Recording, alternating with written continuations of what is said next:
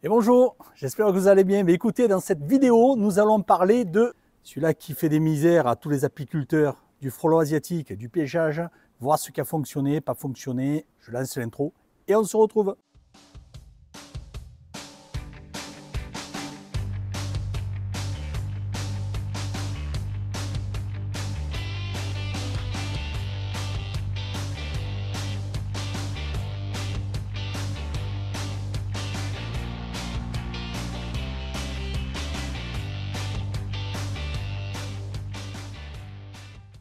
Pour attaquer le sujet, bon, cette année, avec quoi j'ai piégé?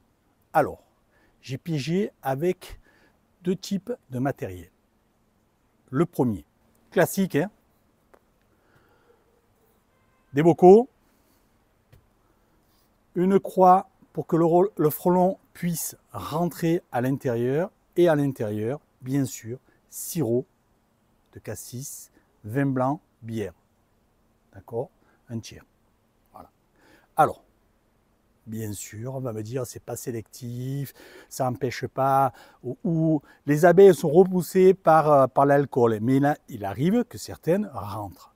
Et c'est pas aussi sélectif parce que certains autres insectes peuvent rentrer, comme les mouches, comme du frelon européen ou d'autres insectes.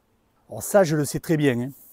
Je le sais très bien. Alors j'en ai testé pas mal hein, que j'ai acheté les bouteilles, les nouveaux. Là, il y en avait sur tous les stands.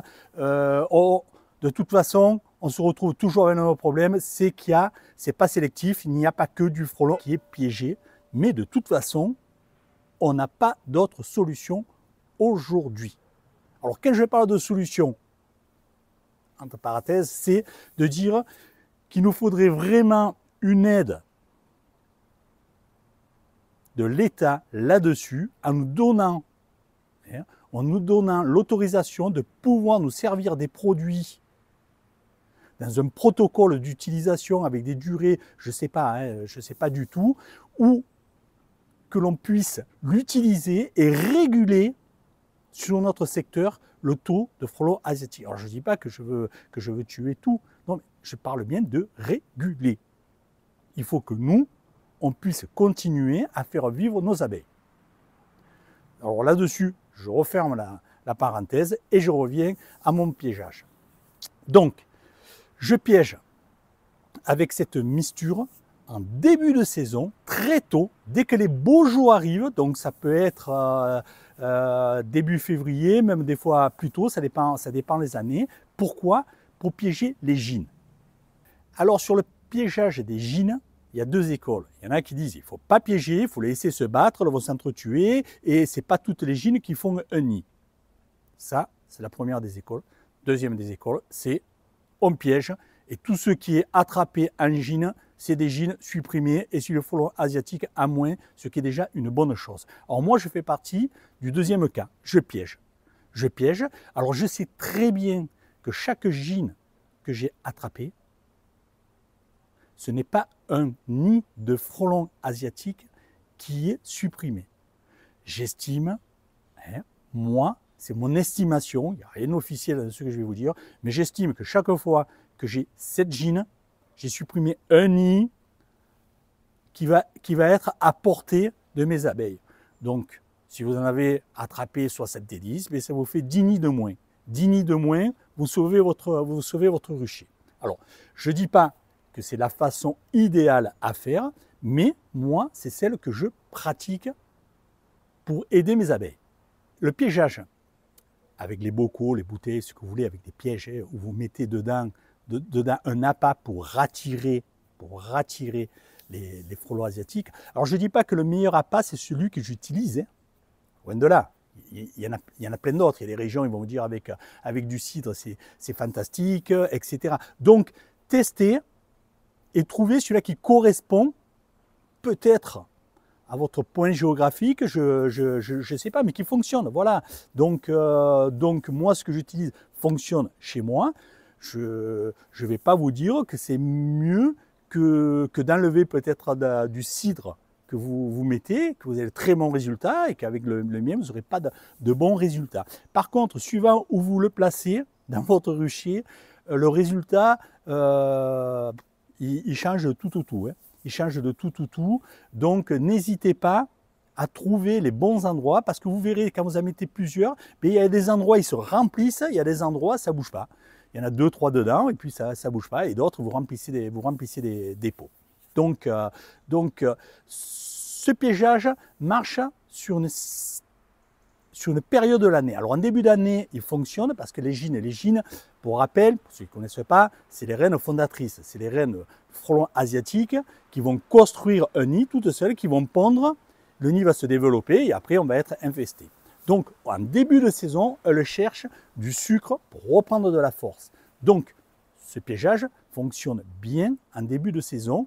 Il fonctionne bien une partie de l'année et à un certain moment, il ne va plus fonctionner parce que les frelons asiatiques vont chercher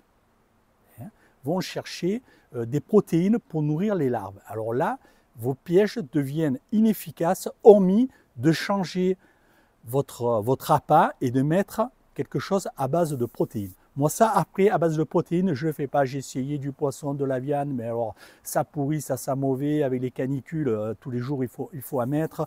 Donc, ça, pour moi, ça n'avait plus aucune efficacité. Donc, très grande efficacité début de saison, très grande efficacité aussi en fin de saison. En fin de saison, c'est quand vous avez les frelons asiatiques qui veulent rentrer dans les ruches, d'accord? Ou alors quand vous mettez vous le voyez, quand vous mettez des hausses avec les cadres à être nettoyés par les abeilles, et quand vous avez beaucoup de frelons asiatiques qui viennent, c'est qu'ils sont de nouveau attirés par l'odeur du miel ou du sucre. Donc là, vous les piégez facilement encore avec le petit pot.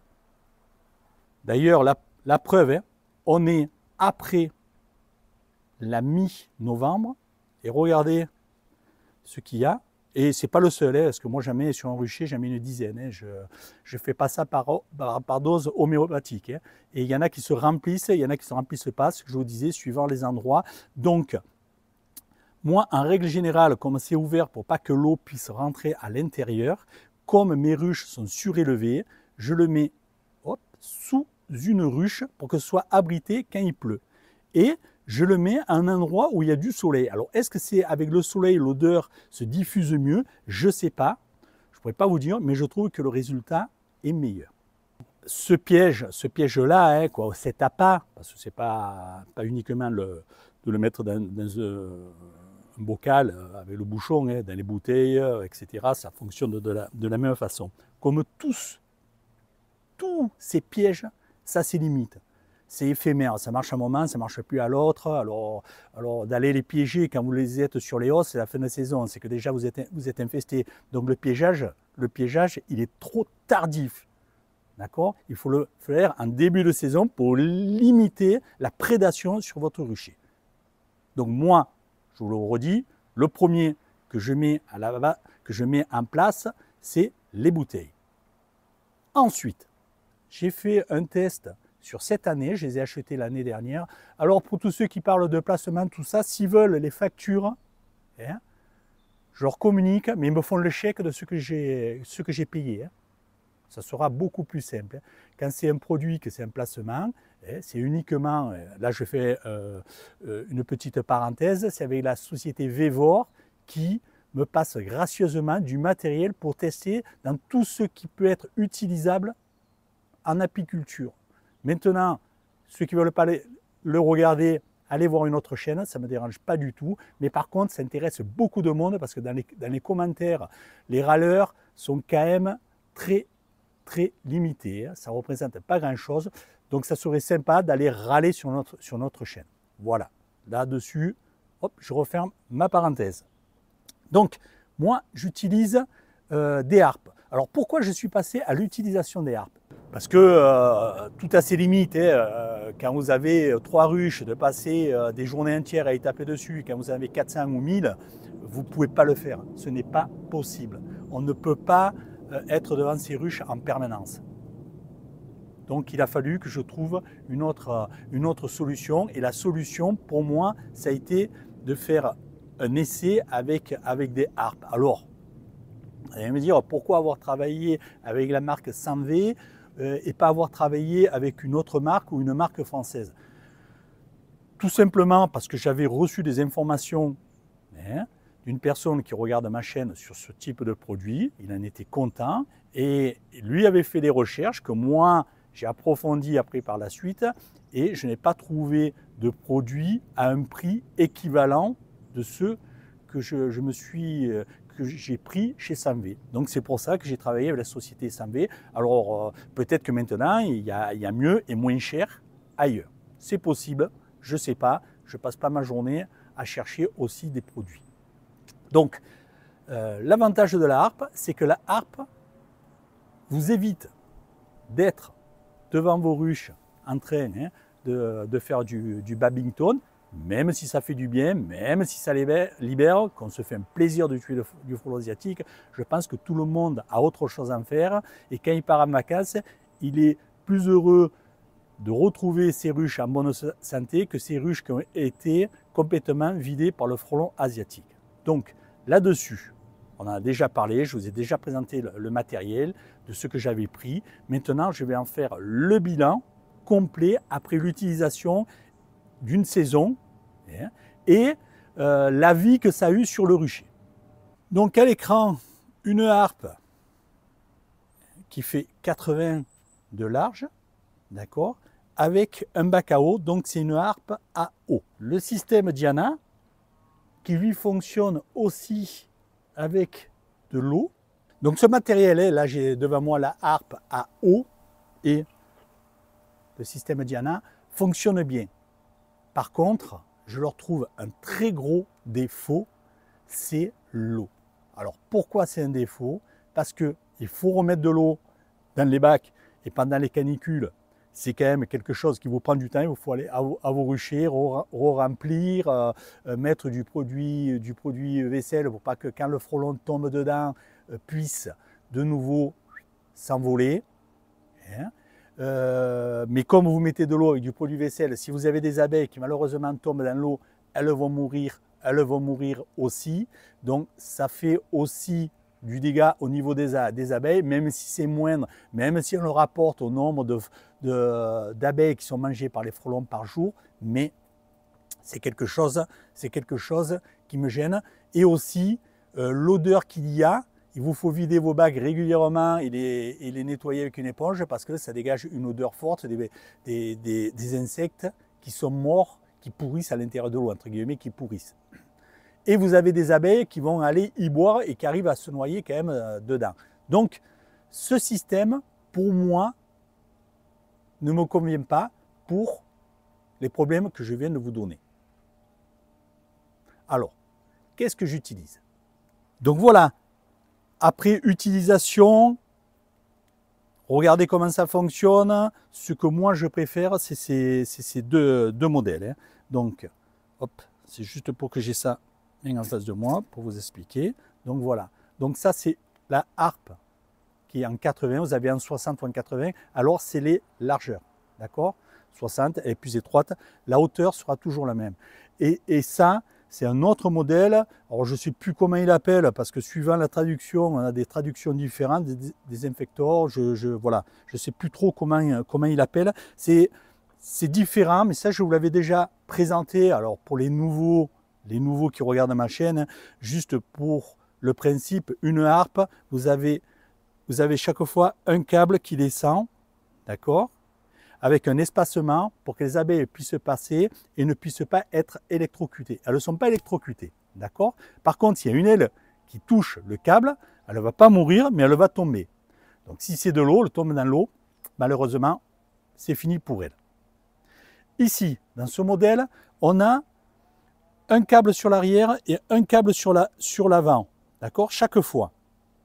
Et vous avez un espace de vide au milieu qui est pris entre les câbles. Donc là, on est à la base sur un piège attractif. Pourquoi? Parce que ils prévoient, vous savez, c'est le petit mangeoire d'oiseaux où les oiseaux peuvent venir boire, où vous mettez dedans, bien sûr, un appât, du sucre ou quoi, pour attirer les frelons asiatiques. Alors moi, ça, je vous le déconseille. Pourquoi? Parce que ça bouge dès qu'il y a du vent, hein, dans tous les sens, et ça coule de partout, ça vous en met de partout, ça devient pégueux, donc ça, hop, moi, je ne l'utilise pas. Donc, j'enlève.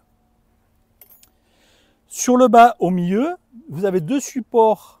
Moi, je rajoute un petit morceau de bois et je mets, bon, je prends celui-là, c'est le pot que j'avais sorti, hein, mais le même principe, je mets au milieu, hop, un appât avec, suivant la saison, du sucre, vin blanc, cassis, et ça fait qu'ils sont attirés par l'odeur et attirés par bien sûr, par les ruches. Donc là, ça devient un piège attractif. Alors, la différence entre les deux, vous le voyez, c'est que celui-ci est beaucoup plus étroit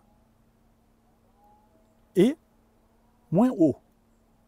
Donc, vous avez moins de surface de prise, hein, sur le frelon. Alors, ça fait quand même partie un petit peu des défauts, parce que plus vous avez de surface, plus vous avez de chances d'attraper des frelons. Ça, c'est classique. Donc, qu'est-ce qui se passe? C'est qu'un frelon, sur les deux pièges, ça marche sur le même principe. Qu'est-ce qui se passe? Un frelon, il est électrocuté, hop, il tombe à l'intérieur de ce cône. Sur le bas, vous avez un grillage, d'accord? Et le frelon, s'il n'est pas mort, va pouvoir, à l'intérieur, bouger et venir dans la bouteille qui est sur le côté. Alors, donc là, il y a à peu près une quinzaine de jours de frelons. Et celle-ci, hop, elle était sur celui-ci. D'accord? Parce que l'autre, j'ai fait des modifications que je vais vous montrer. D'accord? Donc, à majorité, c'est du frelon, hein, mais il y a du frelon aussi européen. Il y a les deux. Donc, ça n'arrive pas à sélectionner que le frelon asiatique, hein, parce que le frelon européen a aussi une grosse envergure, donc il ne passe pas, et ça vous le piège aussi. Alors, voilà le principe de ce type de matériel. Maintenant, il y a des choses qui sont bien et des choses qui sont moins bien. Dans les choses qui sont bien, c'est comment c'est fait. C'est-à-dire que même si vous n'êtes pas sur quelque chose de droit, mais vous voyez, complètement tordu, du moment que vous arrivez à la faire tenir, alors là, voilà, hop, il ne faut pas qu'elle tombe, parce que là, je suis quand même, voilà, sur le muret. Là, elle est complètement tordue, ça n'empêche pas, je ne la tiens pas, ça n'empêche pas de fonctionner. Ça, c'est le gros avantage, c'est-à-dire que vous n'êtes pas obligé de le poser sur une palette, sur quelque chose de bien droit, n'importe où comment vous allez la mettre, ça ne gêne pas, parce que de toute façon, les frelons tombent dans ce bac. Si c'était une harpe à eau, il faut que ce soit bien droit pour que l'eau puisse rester, sinon elle va couler naturellement avec la pente de son bac. Donc les deux, c'est exactement pareil. Donc ça, je trouve que c'est une très bonne chose. Alors, sur les défauts que l'on peut trouver. Alors moi, le plus gros défaut que j'avais à la base, c'était sur ceci, c'était sur la harpe. Parce qu'à la base, la harpe, c'est un piège passif. Alors quand je dis passif, c'est quoi? Ça veut dire que vous la mettez à un endroit et le frelon va s'y prendre dedans parce qu'il va passer. Donc il faut vraiment la positionner sur le lieu de passage du frelon pour qu'il ait une efficacité.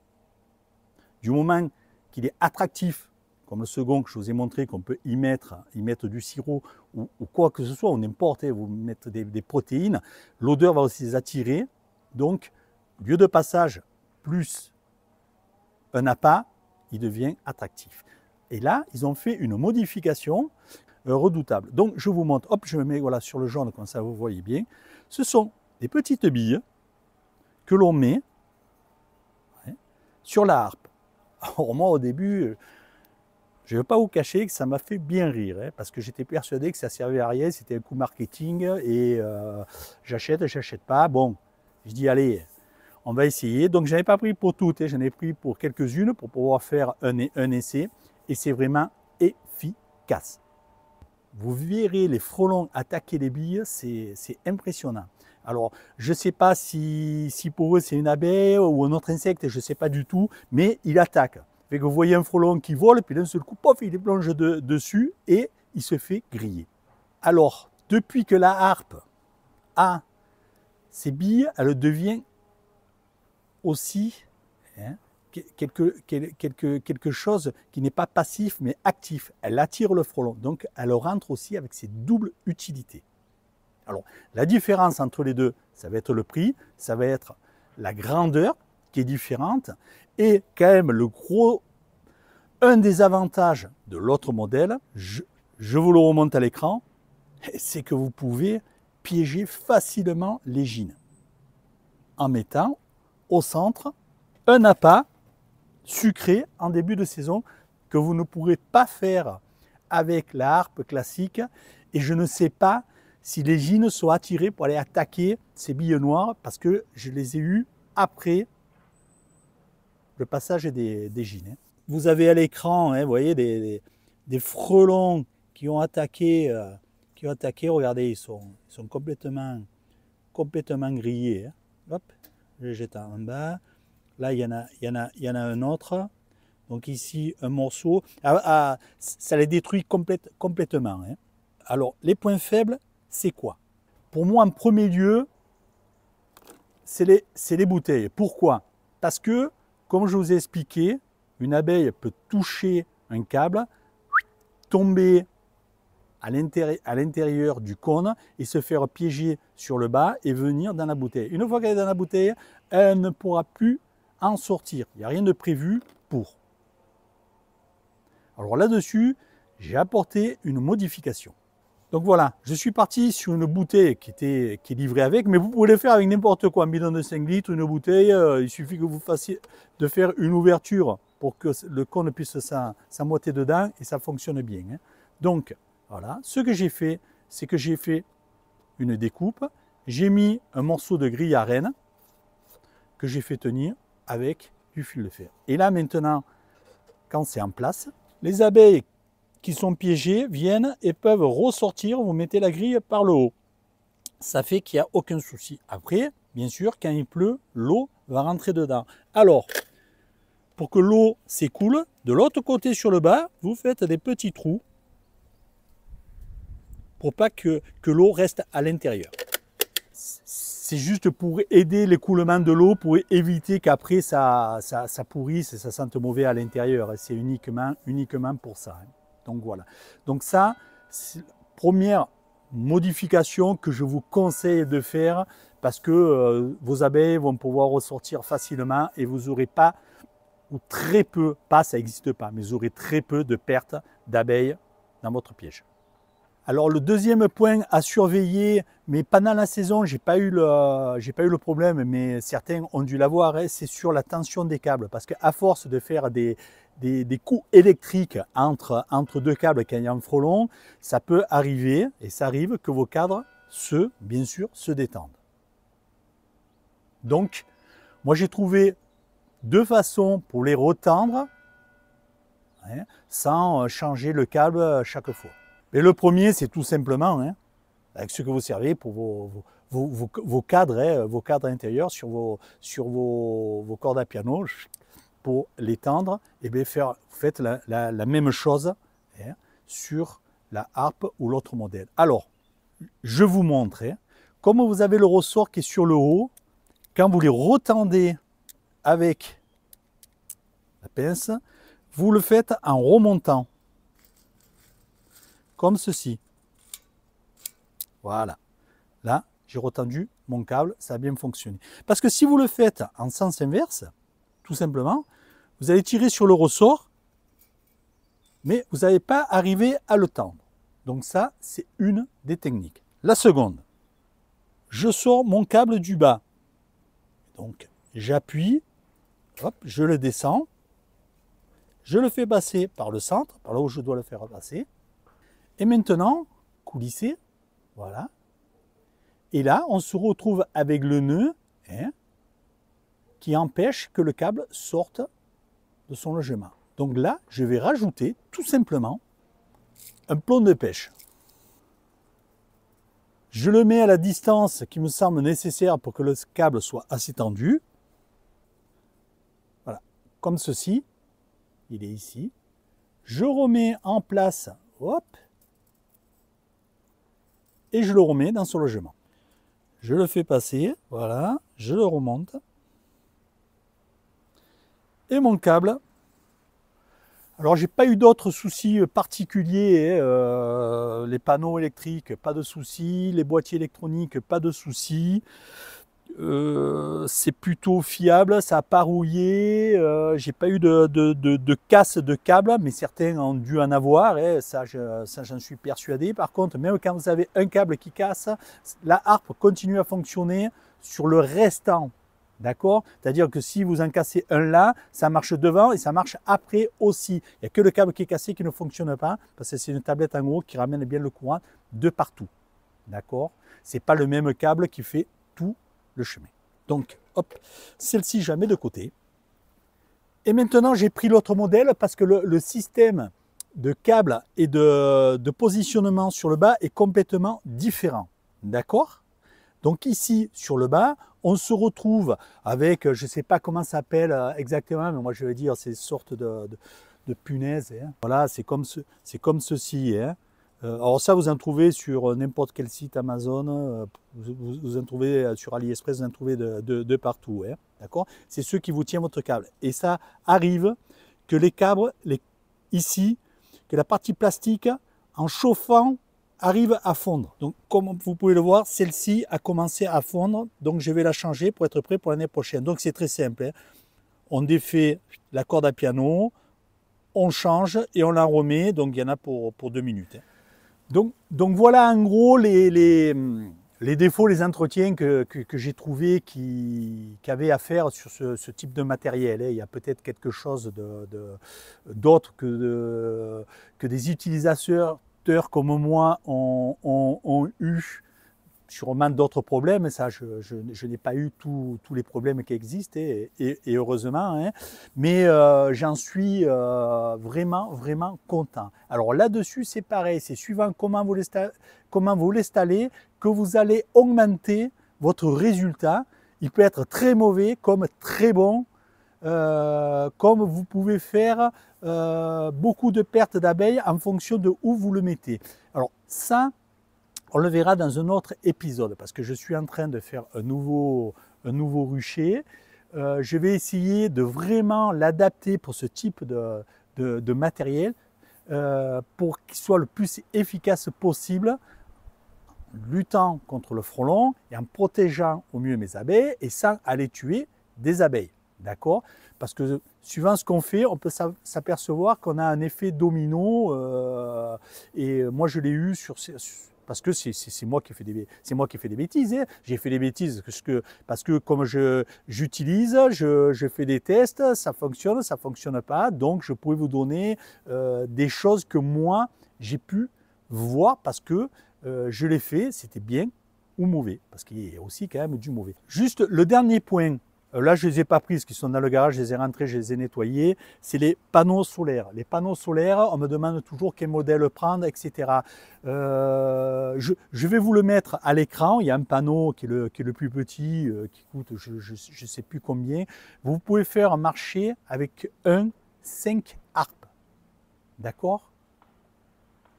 Pas la peine de prendre les plus gros panneaux. Alors certains prennent ceux que ça recharge les batteries ou que ce soit pas des panneaux, des boîtiers électroniques, hein, qui soient utilisables uniquement sur batterie. Allez voir leur site. Moi je ne me sers pas des batteries parce que j'essaie de le mettre à un endroit qui soit toujours au soleil et je me suis fait des rallonges.